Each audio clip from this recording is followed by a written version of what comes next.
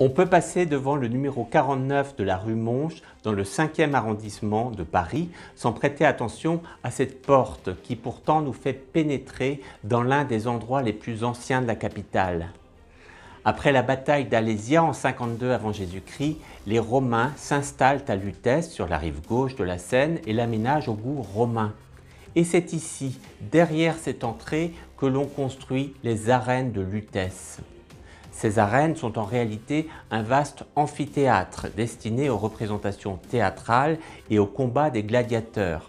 Elles pouvaient accueillir jusqu'à 17 000 personnes. Une scène y était déployée, mais les acteurs s'installaient dans ces niches qui permettaient astucieusement de renvoyer le son vers les spectateurs. Les animaux, eux, attendaient derrière ces grilles avant les combats de fauves. Mais c'est les combats de gladiateurs qui avaient la faveur des habitants de Lutèce. Avec les invasions barbares, la ville se rétracte sur l'île de la Cité et l'on utilise de nombreuses pierres des arènes pour fortifier l'île. La rive gauche est peu à peu abandonnée. Et comme pour Notre-Dame de Paris, Victor Hugo va jouer un rôle déterminant en demandant à la municipalité de ne pas laisser ces ruines englouties sous de nouveaux travaux.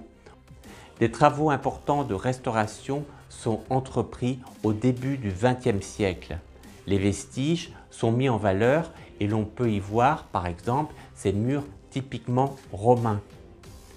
Beaucoup de Parisiens profitent de cet endroit pour faire du sport, mais l'événement annuel le plus important jusqu'aux années 1970, c'est le rassemblement des Bretons de Paris qui viennent pour y célébrer la fête de Saint-Yves, afin de se rendre ensuite en procession jusqu'à Notre-Dame de Paris, accompagnant une jeune femme à cheval, symbolisant Anne de Bretagne à cette occasion.